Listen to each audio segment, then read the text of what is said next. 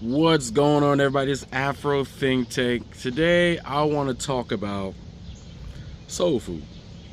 I want to talk about African American food because recently, and I'm always doing videos based off my interaction with my subscribers, and I had an African American subscriber who they watch me and they kind of had a small little, not an actual attitude issue, but they had a small notation that about African American food and how unique it is. And I wanted to educate this person to let them know that this soul food, right? This food that African Americans are so proud of, this food that we eat, right? This food that everybody around the world loves. If you go to any international dinner, I've been to several international dinners, which are dinners to which all food from around the world is on display, and people line up and they go eat the food. The first food that's always taken is the African American food. It's before any other food. It's the first food that's taken, even before Caribbean food, even before African food, before anybody's food. I'm telling you right now, African American food is always the one that has the longest line over any French food, any European style food, any Asian food, even Thai food. African American food is always the most popular food, always taken. But I have to digress on something. Usually in these international fairs, there's really not that many Africans participating, continental Africans that have been participating at the ones I've been to. Usually it was just African Americans. I don't know, barriers. There just haven't been too many of them there, but they started to participate. It's not like they can't participate, just maybe they just weren't intertwined into the network of international, food culinary organizations or whatever it was, right? But most of the people representing the black people, on the world when it comes to culinary arts is African Americans, right? And like I said, we're always the most popular food. And African Americans are very proud of our food, right? We protest through our food, right? We bring comfort and joy to our food. We commune around our food. Eating is something that communities usually take the time to commune. That's the time everybody stops, and family gathers, and you talk and you find out what's going on, and you kind of reinforce the connection with the family. And it's very important to African Americans.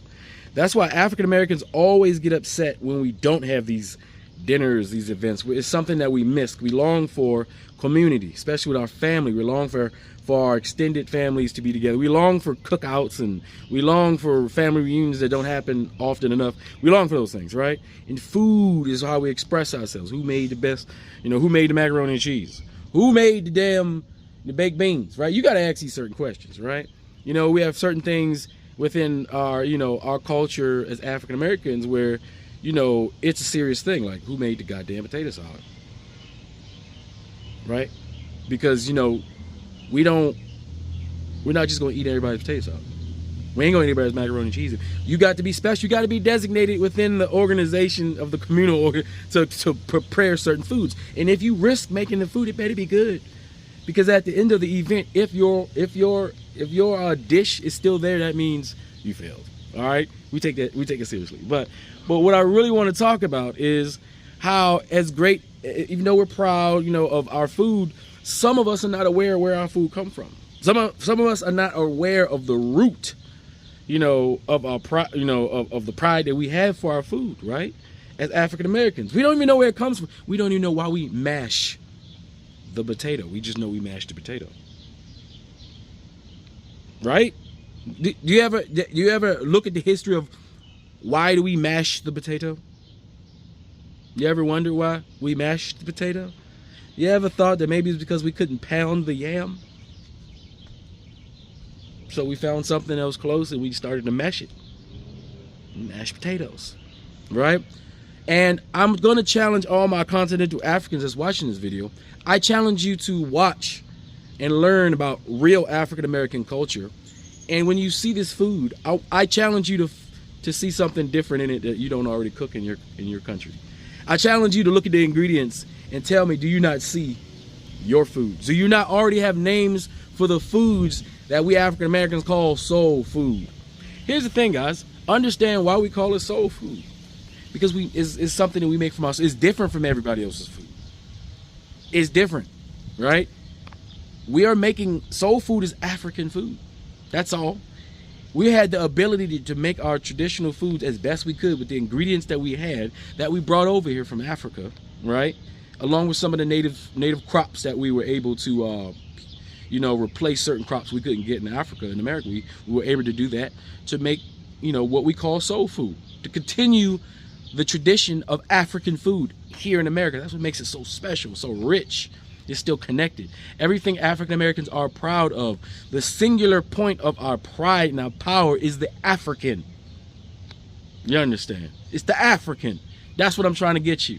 Your pride as an African American, which is a contrast to the pride of a European American, the pride of a Latino American, the pride of an Asian American. Your pride as an African American is because you are African and you do all things African here in America, despite the historical, the historical events that happened in the past that tried to do everything to make you not African. Our food has been our protest, right? It's been one of our protests, right? And everybody enjoys our African food, all right? Including those Europeans that made sure we brought our African food over to the Americas in order to feed them, because those Europeans could not feed themselves. They would have starved if it wasn't for that African food that fed them and their babies. Oh yeah, also that African breast milk that fed their babies, but we couldn't. See, now I'm gonna go off, but think about this, because I heard somebody say it.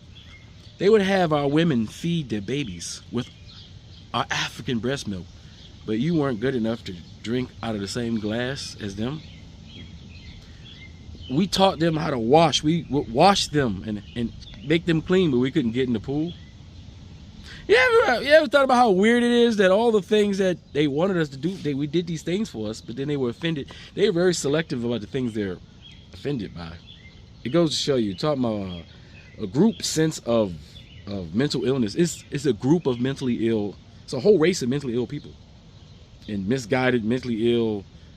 They don't have what do you call it? I don't know, man. It's weird. But anyway, back to the good stuff, right? I'm gonna put a clip here, and the clip is gonna give a little education on, African American food and cuisine, and it's a little bit of its history.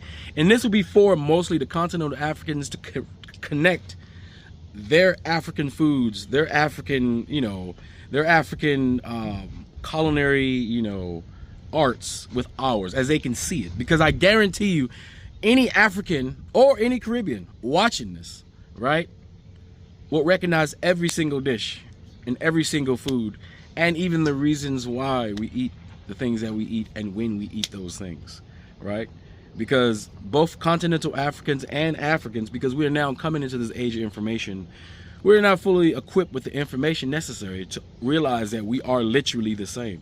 That's why I come out and do these type of shows, so you can see how similar you are, even though you think you're so dissimilar. You're way more similar than you are dissimilar. Right? The only difference really is our accents that we have procured over here, and yeah, especially Nigerians, it's just an accent. For the most part, it's the accent and the clothes. Yep, accent and clothes for the most part. That's about it, right? But all that would be revealed further in the future once Nigeria comes on deck, and you will really see what a Nigerian looks like, not just the guy that at your job, right? That's just one type of Nigerian. But anyway, without further ado, hope you enjoy the clip. Please, in the comment section, if you're a continental African and you see some of these dishes, what do you call it in your language? What do you call it in your culture? What would you equate to this when it comes to the food that you guys make? And the reasonings that some of these foods are eaten, does it seem or is it similar to the reasons that you guys eat those foods in your respective countries? Anyway, that's all I got to say. It's Afro Think Tank. Learn something, teach something. I'm out. Happy World Food Day, everyone. Now let's talk about 10 African foods that were taken to the Americas during the slave trade. Take note, these foods were not available in America at that time, so the Africans took them there so they could feel more at home. Yam, coffee, black-eyed peas, rice, watermelon, beans, leafy vegetables, pumpkin, okra, and cassava. But majority of these African foods were taken by the colonizers because they saw that these crops would develop their economy and also help them to earn more money from agriculture.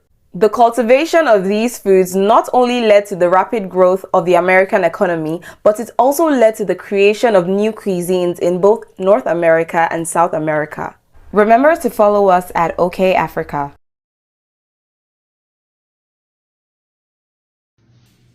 Black eyed peas.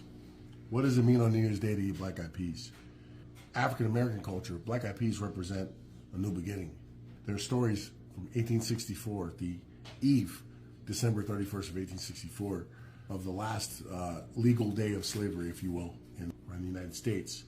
And black eyed peas were a staple that was served in black churches and black places of gathering and homes around the South and, of course, around the country. And also collard greens, because they represent also good luck and prosperity. Green meaning money and growing and going forward. So when we eat these black eyed peas and we have these as part of our culture, you also understand the history. There's also a history of Confederate soldiers and their eating black eyed peas also, because it was plentiful in that region.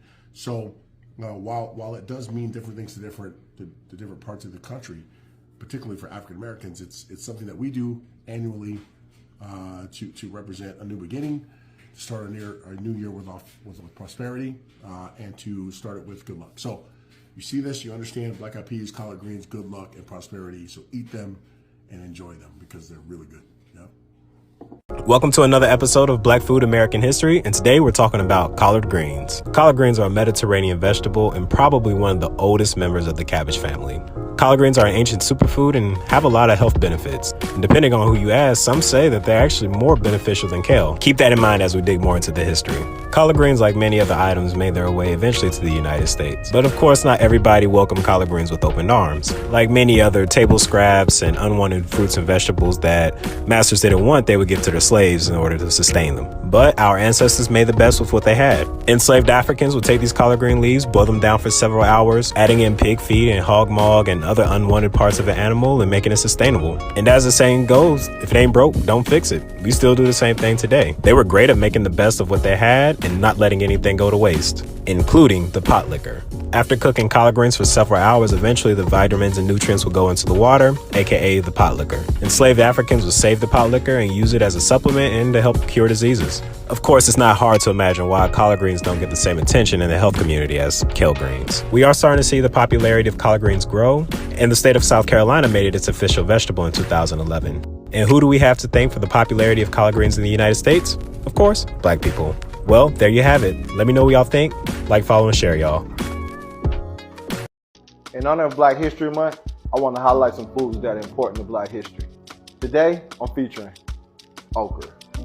The details of okra's origins are really still unsure, but it's believed that it was first grown by Ethiopians and cultivated by the Egyptians. Okra made its way to the Americas by way of slave ships. I read stories that slaves would bury okra seeds in their hair so that they would have something to grow and eat wherever they landed. When Angola slaves brought okra to America, it was called ngumbo, which ultimately became its name, gumbo, like the familiar dish we eat today. I'm from the country, so I was introduced to okra in two preparations. One way was boiled and slimy like my auntie made it, and the other was breaded and fried like my dad. But I'm going to show you a healthy and delicious way to cook okra.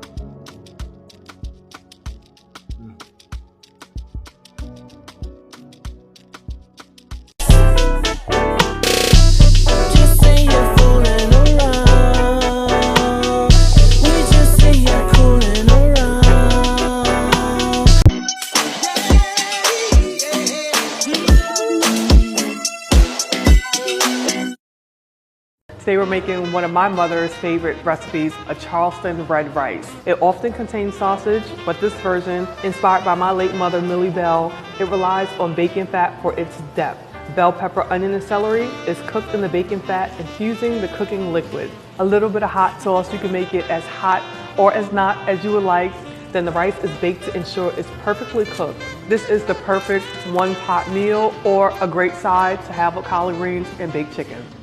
Welcome to another episode of Black Food American History, and today we're talking about red beans and rice. Historically speaking, red beans and rice was served on Mondays in New Orleans. After spending all day Sunday cooking and needing to do laundry Monday, red beans and rice were the easier dish to go to, something that could simmer all day while laundry was being done. But how did it make its way to New Orleans? Many believe the New Orleans style of red beans and rice is a descendant of the Ghanaian dish wache. A simple dish of rice and beans has been a staple in Ghana for centuries. Many speculate that the slave trade brought these West Africans to the Caribbean, bringing with them this dish. Now, of course, West Africans weren't the only ones eating rice and beans. Literally across the entire planet, people were eating rice and beans. Specifically, I want to focus on how this dish made its way from West Africa to New Orleans. Now, there are two ways in which a lot of people think that red beans and rice made its way to New Orleans. One, West Africans bringing this dish along with them when they were kidnapped from West Africa to New Orleans. Or two, after the Haitian Revolution, Haitians brought this dish with them to New Orleans. Either way it goes, it was clear to see that wache was able to make its way from West Africa to New Orleans. Upon its arrival in New Orleans, the dish would be subject to different cultural influences as well. In New Orleanian households, seeing this as a way to use an inexpensive dish to stretch out leftovers from Sunday dinner for the rest of the week. Red beans and rice are very versatile, and you can use ham hock or andouille or whatever you want. And for the love of God, do not mix up rice and peas, arroz con frijoles, or moros and cristianos with red beans and rice. They all have significant cultural differences. And red beans and rice has a huge impact on Black and Southern cuisine. Once again, made possible by Black people. Like, follow, and share, y'all. So as of late, I've been seeing a lot of African American people upset because they feel as if they were robbed from their African culture and heritage, which is completely valid because the colonizers messed everything up. But I wanted my African American friends to know you guys do have a culture. First of all, African Americans are the backbone of this country, but let me phrase it like this. Your ancestors were stolen from a land and forced into one of the worst situations in human history. Enslaved people were separated from their families. They were with other enslaved people who they didn't even speak the same language as. And still, with every single card stacked against them, African American people were able to materialize a culture out of thin air. Gospel, hip hop, R&B, staple foods like collard greens, the disco era. Your ancestors worked entirely too hard to create such a beautiful culture for you to say you don't have one. And as for African culture, since there are so many, I'm speaking for Ghana, you are always welcome to learn, and we welcome you with open arms. Give me a hug. This woman-owned restaurant in DC serves delicious Pan-African soul food like this. We have oxtail with the wache, then we have plantain and cabbage. Nice. My name is Candace Menta. I am the owner and chef of Ejole. It is West African inspired. My family is from Accra, Ghana. I have created a menu that welcomes folks to have West African food that may not be as familiar with it. So we tried their peanut butter soup with fufu, their salmon, jollof rice, coconut rice with egusi, and their vegan bowl with kale salad. Have you had this before? No, I have not, so I'm really excited. It smells delicious, and I love the colors of it. Oh, this is good. I like this. Have you been? Check out Ejole in DC and let me know what you think. Enjoy.